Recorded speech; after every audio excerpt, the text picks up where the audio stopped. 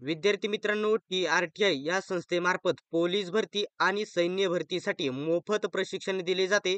सोबतच 72,000 रुपयाची शिष्यवृत्ती दिली जाते. अर्ज प्रक्रिया सुरू झालेली आहे. फॉर्म कसा भरायचा याच्यावरती डिटेल्समध्ये आपण व्हिडिओ बनवलेला आहे. लिंक तुम्हाला डिस्क्रिप्शनमध्ये देत आहे. तो व्हिडिओ तुम्ही बघा आणि स्टेप बाय स्टेप न चुकता फॉर्म भरून घ्यायचा आहे व्हिडिओ आपला बघून. जर तुम्हाला घर बसल्या फॉर्म भरून घ्यायचा असेल तर डिस्क्रिप्शनमध्ये नंबर देत आहे, त्याच्यावरती देखील तुम्ही व्हॉट्सॲप करू शकता. तर आजच्या व्हिडिओमध्ये या ठिकाणी सर्वात महत्त्वाचे पॉईंट मी तुम्हाला इथे सांगणार आहे, की तुम्हाला फॉर्म भरताना तुम्ही जर फॉर्म भरताना तुम्हाला कोणकोणती कागदपत्रे लागणार आहे आणि जात पडताळणी जी कंपल्सरी आहे ती नसेल तर फॉर्म कशा प्रकारे भरायचा हे देखील मी तुम्हाला सांगणार आहे. फक्त तुम्ही व्हिडिओ शेवटपर्यंत बघायचा आहे. आणि जर अपडेट असेल किंवा कोणताही डाऊट असेल तर कमेंट बॉक्समध्ये तुम्ही नक्की विचारा. तुम्हाला नक्कीच रिप्लाय दिला जाईल. आणि मागील वर्षी खूप संस्थांनी आमची अकॅडमी निवडा असे तसे सांगून विद्यार्थ्यांना फसवले आहे. त्याची शिष्यवृत्ती त्यांना भेटली नाही. तर कोणत्या अकॅडमी आहेत, कोणत्याही अकॅडमीचं आपण नाव घेणार नाही. फक्त तुम्हाला चालना देणार आहे. कोणत्या फसव्या अकॅडमिया आहेत त्यांच्याबद्दल.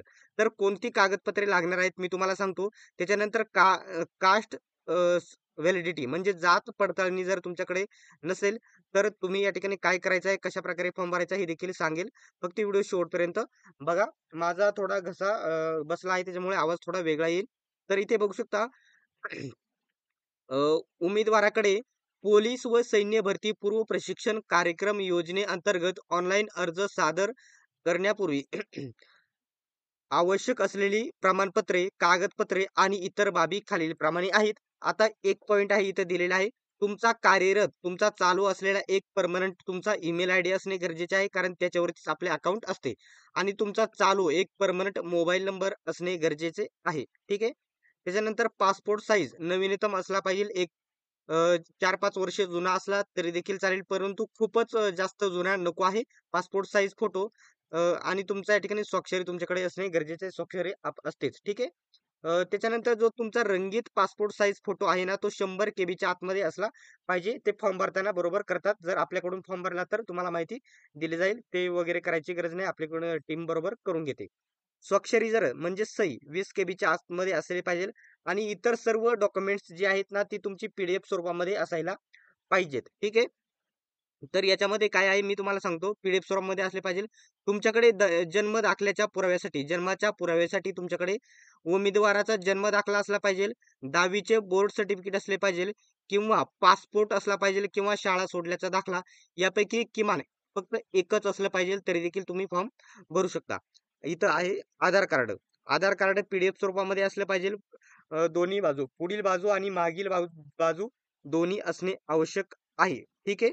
त्याच्यानंतर आहे 10वी गुणपत्रिका आणि बोर्ड सर्टिफिकेट दोन्ही असेल तर दोन्ही अपलोड करू शकता. म्हणजे बोर्ड सर्टिफिकेट आणि रिझल्ट एकच असेल तर एक अपलोड करा, दोन्ही असेल तर दोन्ही अपलोड करा.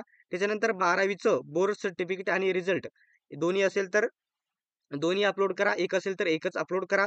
त्याच्यानंतर जी भरती आहे ना, ही म्हणजे जी योजना आहे ना, ती 12वी पासवरती आहे. 12वी पासवरती आहे, त्याच्यामुळे 12वीचेच डॉक्युमेंट्स तुम्हाला इथे लागणार आहेत. जर पदवी झाली असेल तर ते टाकून देऊ शकता, परंतु 12वी पर्यंतचे विद्यार्थी सर्व भरू शकतात. त्याच्यानंतर महाराष्ट्र राज्याचे अधिवास प्रमाणपत्र म्हणजेच तुमचे डोमिसाईल सर्टिफिकेट तुमच्याकडे असणे गरजेचं आहे. आता उत्पन्नाचा दाखला इथून मागे ज्या सर्व बार्टी, TRTI, सारथी, महाज्योती सर्व संस्था ज्या बार्टीकडे पेपर होते, कोणाकडे होते? बार्टी. बघू शकता बार्टीकडे पेपर होते. परंतु बार्टीने मागील 3 वर्षाचं सर्व या ठिकाणी डॉक्युमेंट्स मागितले होते. सॉरी, उत्पन्नाचा दाखला मागितला होता. परंतु पोलीस भरतीसाठी फक्त 2023-24चा किंवा 24-25चा दोन्हीपैकी एक असेल तरी देखील तुम्ही अर्ज भरू शकत आहात. ठीक आहे. त्याच्यानंतर जात जमात प्रमाणपत्र म्हणजे तुमच्याकडे जातीचा दाखला असणे गरजेचे आहे. कंपल्सरी असणे गरजेचे आहे. त्याच्यानंतर सर्वात महत्वाचा आजचा व्हिडिओ ज्याच्यासाठी आहे तो आहे जात पडताळणी प्रमाणपत्र तुमच्याकडे असणे गरजेचे आहे. आणि ते नसेल तर फॉर्म कसा भरायचा हे देखील मी तुम्हाला सांगणार आहे. सबस्क्राईब करा, फक्त तुम्हाला संपूर्ण माहिती भेटेल. अनाथ मधून जर तुम्ही फॉर्म भरणार असाल तर अनाथचे देखील सर्टिफिकेट तुमच्याकडे मध्ये बदल केला असेल, महिलांनी लग्नानंतर नावामध्ये जर बदल केला असेल तर त्याचे गॅझेट म्हणजेच राजपत्र तुमच्याकडे असणे गरजेचं आहे. ठीक आहे. पुरुषांची वय आणि महिलांचं वय 18 ते 33 वर्ष या दरम्यान असावं. पुरुषांची उंची 160 सेंटीमीटर पर्यंत असावी. तिथून पुढे किती असले तरी चालेल, कमी नसता कामा नये. आणि महिलांची उंची 150 असणे गरजेचे आहे. तिथून पुढे किती देखील असणे गरजेचे आहे. महिलांसाठी छाती पुरुषांसाठी छाती 79 असणे गरजेचे आहे. तिथून पुढे 5 नाही फुगावची. ठीक आहे. हे सांगितलं मी पोलीस भरतीसाठी. आर्मी भरतीचे जर विद्यार्थी असाल तर पुरुषांना 168 उंची आणि महिलांसाठी 157 उंची असणे गरजेचे आहे. पुरुषांसाठी पोलीस भरतीला छाती 79 असणे गरजेचे आहे. तिथून पुढे 5 ने फुगवायचे आहे. आर्मी भरतीची तयारी करत असाल तर पुरुषांसाठी छाती 77 असणे गरजेचे आहे. तिथून पुढे 5 ने फुगवणे गरजेचे आहे. आता या ठिकाणी सर्वात महत्वाचा विद्यार्थ्यांचा जो पॉइंट आहे ना, तो सांगतो. ज्या विद्यार्थ्यांना जात पडताळणी नाही, ते पॉइंट सांगण्यापूर्वी जे विद्यार्थी पोलीस भरतीची तयारी करतात त्यांच्यासाठी सर्वात बेस्ट पुस्तक मी इथे सांगणार आहे. पोलीस भरती 272 प्रश्नपत्रिका संच आणि पोलीस भरती 211 प्रश्नपत्रिका संच, दोनही पुस्तके नामांकित असे स्मार्ट स्टडी यांची प्रकाशन केलेले आहे. आणि याचे लेखक आहे विठ्ठल नागनाथ राऊतवार. सर्वांना माहित आहे, एकदम प्रसिद्ध लेखक आहेत. दोनही पुस्तकांमध्ये इथून मागे झालेल्या सर्व प्रश्नपत्रिका कव्हर करण्यात आलेल्या आहे आणि सर्वत्र महाराष्ट्रामध्ये ही पुस्तके उपलब्ध आहेत. जर तुम्हाला घ्यायचे असेल तर कोणत्याही जवळच्या पुस्तक विक्रेत्याकडून तुम्ही डिस्काउंटमध्ये कमी किमतीमध्ये ही पुस्तके खरेदी करू शकतात. ठीक आहे. आणि जर ऑनलाईन घ्यायची असेल तर Amazon, Flipkart वरून तुम्ही नक्की खरेदी करून घ्या. तुम्हाला 100% फायदा होईल.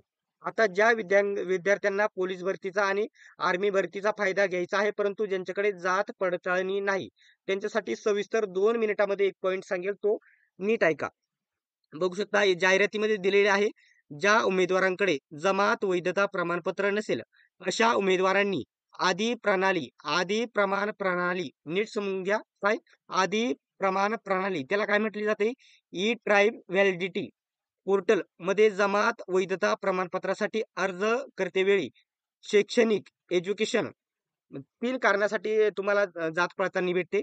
पहिलं आहे या ठिकाणी शैक्षणिक कारण, त्याच्यानंतर सर्व्हिस म्हणजे जॉबसाठी, त्याच्यानंतर बघू शकता इलेक्शनसाठी भरते आणि दुसरी आहे इतर कोणत्याही कारणासाठी तुम्हाला इथे भेटते. विकल्प निवडून संबंधित अनुसूचित जमाती प्रमाणपत्र तपासणीकडे समितीकडे ऑनलाईन अर्ज सादर करावा. ठीक आहे. आता मी इथं तुम्हाला सांगतो हे काय आहे ना, तुम्हाला एका वेबसाईट वरती जाऊन तुम्हाला काय करायचं आहे, ई ट्राईब व्हॅलिडिटी या नावाची या ठिकाणी, म्हणजे तुम्हाला काय करायचं आहे, जात पडताळणी काढण्यासाठी या वेबसाईट वरती तुम्हाला फॉर्म भरून द्यायचा आहे. फॉर्म भरून दिल्याच्या नंतर तुम्हाला एक पावती भेटते. ती पावती तुम्हाला इथे अपलोड करून द्यायची आहे फॉर्म भरताना. म्हणजे त्या पावतीवरील नंबर टाकायचा आहे. तिथे number caste validity yes no करायचा आहे.